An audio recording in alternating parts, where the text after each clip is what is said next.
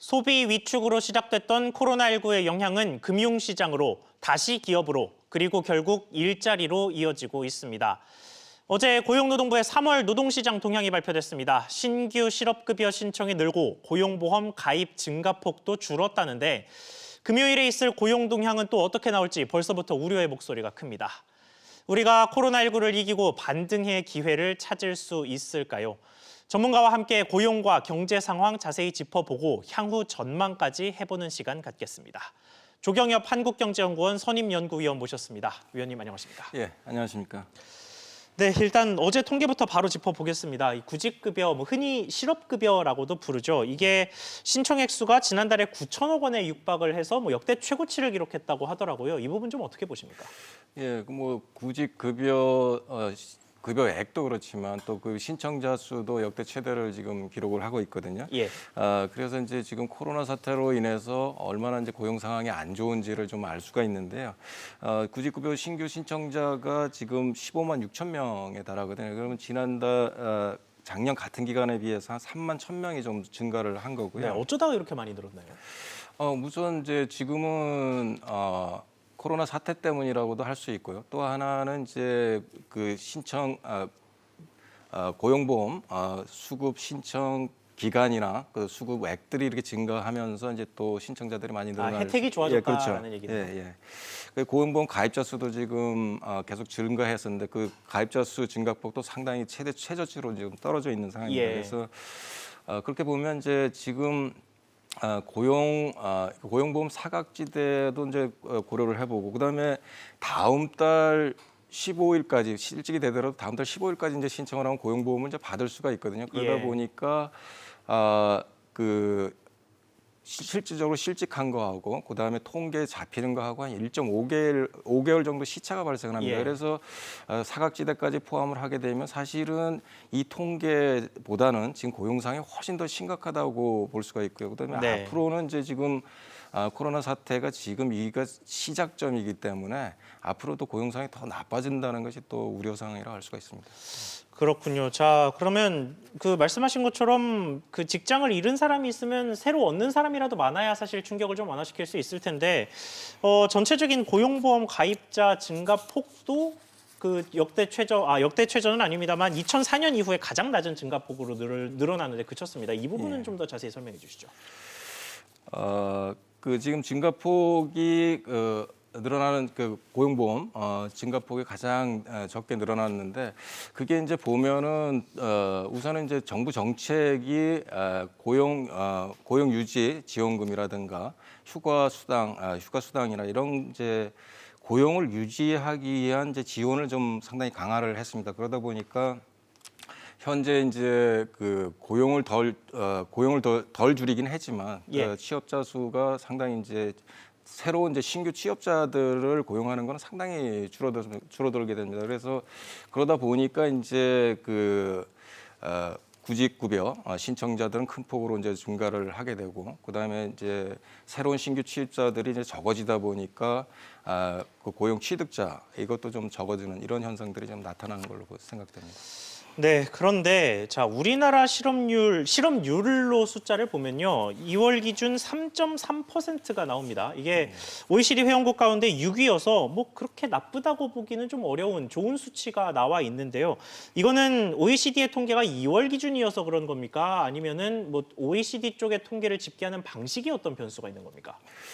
예, 지금 계절 조정 같은 경우는 이제 OECD 쪽에서 이제 계절 조정을 해서 이제 발표를 하고, 그다음에 항상 나타나는 이런 제 실업률 같은 경우에는 지금 이제 현재 3월 같은 경우에는 이제 구직이 새로운 신규 채용을 하기 전에 이제 나타나기 때문에 좀 높게 나타나는 현상들이 있습니다. 그래서 예.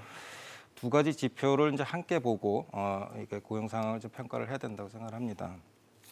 그래서 이제 실업률이 이제 좀 이렇게 낮게 좀 나타나고 있는 것은 통계적 착시 효과도 좀 있는 것 같아요. 네. 그러니까 실업률은 실업자를 경제활동 인구로 이제 나눠서 이제 추정을 하게 되는데 구직 단념자인 경우에는 이제 경제활동 인구에 포함시키는 게 아니라 이제 비경제활동 인구로 이제 포함을 하게 되거든요. 그러다 예. 보니까 실업률이 좀 낮게 나타나는 경향이 있습니다. 그러니까 지난달 2월에도 보면 그냥 쉬었다고 대답하는 사람들이 한 19만 명에 달하고 있거든요. 예. 그렇지만 이런 사람들은 이제 실업률에 이제 포함이 되지 않고 있고요. 그리고 또 하나는 이제 그 조사 기간이 1시간이 넘거나 아니면 이제 일시적으로 이제 쉬었다 이렇게 취업하는 사람들 이런 사람들 모두 취업자로 간주를 하기 때문에 실질적인 고용 상황에 비해서 실업률은 낮게 나오고 고용률은 이제 높게 나오는 이제 이런 경향이 있습니다. 그래서 예. OECD에서 이제 보조 지표로 해서 이제 전일제 환산 지표라는 거를 발표를 하거든요. 네, 어떤 건가요? 그게 이제 40시간 주 40시간으로 해서 주 40시간 일한 사람은 이제 한 명으로 취업자 한 명으로 하고 20시간을 일했다면 0.5명으로 계산을 하는 겁니다. 네. 그러니까 60시간 일하면 이제 1.5명으로 하고 그렇게 되겠죠. 예, 그렇게 하면 2월 달에 이제 취업자 수가 정부 발표는 49만 2천 명이 증가를 했는데 이게 전일제 취업자 수로 계산을 하면 20만 7천 명이 이렇게 감소를 하는 걸로 나타나거든요. 단기로 일한 사람이 많아졌다라는 뜻인가요? 그렇죠. 그러니까 지금 현 정부 정책 중에서 모든 연령대의 고용은 다 감소를 하는데 불구하고 60대 이상이 이제 55만 이상 이렇게 증가를 하면서 이제 취업자가 증가하는 걸로 나타나는데 예. 그분들은 정부가 주관하는 단기 일자리에 이제 국한이 되고 있기 때문에 사실 전체적인 고용 숫자는 늘어나지만 전체 시간으로 보게 되면 상당히 줄어들고 고용상이 나빠졌다고 볼 수가 있는 거죠. 그러면 말씀하신 부분 중에 이제 노년층을 대상으로 하는 복지성 일자리 사업이 많다 보니까 이렇게 단기적으로 일자리가 많이 늘어났다라는 식으로 분석을 해볼 수 있을 것 같은데 청년층이 소외됐다라는 느낌을 좀 지울 수가 없는데요. 예, 맞습니다. 지금 아까 말씀드렸듯이 이제 정부가 기존의 일자리를 지키기 위한 이제 정책을 상당히 강화를 했지 않습니까? 이제 예. 고용 유지 보조금이라든가 휴업 수당이라든가 이런 것들을 하다 보니까 지금 새로운 이제 기존의 일자리는 덜 줄이지만 새로운 신규 채용 같은 경우는 상당히 줄이게 되고 거의 안 하게 되거든요. 네. 그러다 보니까 새롭게 이제 사회로 나오는 청년들의 일자리를 잡을 수 있는 기회가 상당히 줄어들게 됩니다. 그러다 보니까 이제 오히려 청년들은 이런 이제 정부 정책으로 해서 오히려 더 피해를 보고 있는 상황이 좀 나타나고 있는 것 같습니다. 알겠습니다. 자, 고용 이야기는 이쯤 하고 저희 산업계 이야기도 좀 짚어보겠습니다. 3월 수출 실적이 발표가 됐을 때는 뭐 비교적 선방한 수치가 나오면서 그나마 다행이다라는 평가가 나왔는데 이번 달 초, 그러니까 4월 1일부터 4월 10일까지의 수출 실적을 집계를 해보니까 지난해 같은 기간보다 19% 가까이 급감을 했습니다. 이게 뭐 예상대로였기는 합니다만 그래도 우려가 좀 커질 수밖에 없는 대목인데 이번 수출 실적 어떻게 보셨습니까? 예, 지금 이제 우려하던 상황들이 이제 지금부터 이제 나타나기 시작을 하는 것 같은데요. 예. 3월 달만 하더라도 이제 반도체가 선방을 좀 해줬고, 그다음에 이제 중국으로 수출 감소가 컸지만 다른 지역에서 좀 만회를 많이 해줬거든요. 그러다 예. 보니까 이제 그렇게 나쁜 통계치가 안 나왔는데 지금 4월 들으면서 이제 말씀하신 대로 지금 18%, 19%가 지금 감소하는 걸로 좀 나타나고 있거든요. 예. 품목별로 보더라도 이제 석유 제품이라든가 무선 통신기기, 전자부품 이런 것들은 30-40% 감소를 지금 하고 있고요. 그다음에 이제 중국뿐만 아니라 미국, 유럽 뭐 이런 모든 지역도 이제 지금 감소를 하고 있기 때문에 예.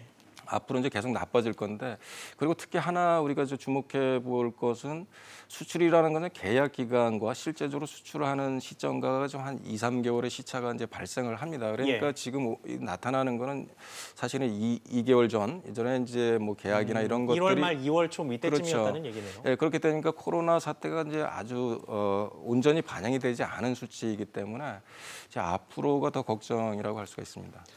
그렇군요. 자, 그런데 그동안 우리가 위기에 빠질 때마다 정부에서는 우리 경제의 펀더멘탈이 튼튼하다라는 식의 이야기를 참 많이 해왔고 지금도 하고 있습니다. 그런데 이번에는 상황이 좀 다르다라는 이야기가 좀 많이 나와요. 기초 체력이 약해졌다라는 식의 분석이 나온다는 얘기인데 이런 분석이 나오는 이유가 어떻게 되는 겁니까? 우선은 지금 현 정부 들어서 반시장 정책이 상당히 많이 강화되면서 사실은 기초 체력이 많이 약해졌습니다. 그러니까 잠재 성장률하고 실질 성장률과의 차이를 나타내는 GDP 갭을 보더라도 예. 지금 2.1%포인트, 마이너스 2.1%포인트까지 격차가 확대됐거든요. 예. 그거는 OECD 국가 중에서 지금 세 번째로 그 마이너스로 간 폭이 상당히 큰 걸로 나타나고 있고, 그다음에 명목 GDP 증가율 같은 경우도 1.4%를 기록해서 OECD 국가 중에서 제 꼴찌에서 세 번째를 지금 기록을 하고 있습니다. 그리고 예. 세계 성장률보다도 작년에 간신히 2% 함으로써 세계 성장률과도 0.9%포인트나 지금 차이가 날 정도이니까 우리 경제가 현 정부 들어서 상당히 기초 체력이 약화된 게 사실입니다. 근데 이제 이거를 보면 제가 좀 더 걱정을 하는 거는 지금 우리나라 상황이 1929년도 대공황 때 미국 상황과 너무 흡사하다는 게 좀 우려가 더 커지는데요. 예. 그 당시 보면 이제 미국이 이제 국가산업진흥법을 만들었는데 제정을 했는데 근로자들의 구매력을 향상시킨다면서 최저임금을 그때 도입을 했어요. 그다음에 주 최대 시간을 40시간으로 근로시간을 규제를 했고, 그다음에 경제를 집중을 막는다면서 생산이나 생산 설비 이런 것들을 다 규제를 했거든요. 그러다 예. 보니까 그 당시에 새로운 성장 동력으로 떠오르던 이제 항공산업이나 뭐 이런 데 투자하는 시기를 좀 미국이 놓쳤습니다. 지금 예. 우리가 4차 산업으로 가는 거하고 비슷하게. 그렇게 이제 미국 경제 기초 세력이 약화되니까 그 대공황을 바로 회복하지 못하고 12년이나 이렇게 계속 갔는데요. 지금 현재 우리나라 정책이나 우리나라 경제 기초 체력이나 이런 걸 고려하면 당시에 이제 미국과 너무 흡사하기 때문에 아주 우려감이 상당히 큽니다. 그렇군요. 자, 그 경제 성장률과 관련해서 뭐 한국은행 역시도 원래 2.1%로 올해 경제 성장률 전망을 했었다가 그거는 어렵다라는 식으로 이미 이야기를 오래전에 했는데, 그러면서도 한국은행 전망은 0% 이상, 그러니까 플러스 성장을 하지는 않겠느냐라는 식에 머물러 있거든요. 근데 국내외 다른 경제기관들 전망치를 보면 마이너스 성장을 전망하는 기관들도 좀 적지 않습니다. 그러니까 시각차가 좀 있는 셈인데 어느 쪽이 좀 더 맞다고 보십니까? 지금은 마이너스로 가는 거를 이제 우리가 각오를 해야 되는 것 같습니다. 그러니까 예. 지금 국내에서 이제 한국경제연구원이 최초로 마이너스 2.3을 했고, 대부분의 외국계 기관들이 이거보다 더 비관적으로 지금 전망을 하고 있기 때문에 예. 사실 지금보다는 한국은행은 좀 상당히 낙관적으로 하는 거고, 그다음에 우리 경제는 지금 마이너스로 가고, 더 우려스러운 것은 지금의 경제의 기초 체력을 가지고는, 그다음에 지금 상황을 가지고는 이 코로나 충격이 훨씬 더 깊어지고, 그다음에 오래 갈 수 있다. 이게 바로 반등하지 못하고 오래 갈 수 있다는 점이 상당히 우려스러운 점입니다. 그렇군요. 자, 그러면 사실 계속해서 앞으로가 걱정이다라는 이야기를 해주셨고, 뭐 실제로 그런 우려들이 많이 반영이 되고 있는 모습인데, 그렇다면 대책은 어떤 게 있을지 한 가지만 좀 제언을 해주신다면 어떤 게 있을까요? 글쎄, 그 지금은 좀 위기를 기회로 극복하기 위해서는 이 경기 침체를 구조 조정을 할 수 있는 기회로 삼아야 됩니다. 그리고 그거를 통해서 새로운 성장 동력을 확보하는 이런 예. 이제 기회로 삼아야 되는데, 그러기 위해서는 지금 현재 기업가 정신을 훼손하고 투자 환경을 악화시키는 규제를 좀 대폭적으로 풀어줘야 되고, 그다음에 세계적 추세와 달리 법인세를 인상했는데 그 법인세도 다시 인하를 해줘야 되고, 또 세계에서 노동 유연성은 세계에서 최하위를 기록을 했습니다. 그래서 노동 쪽의 개혁도 지금 병행을 해야 된다고 생각을 합니다.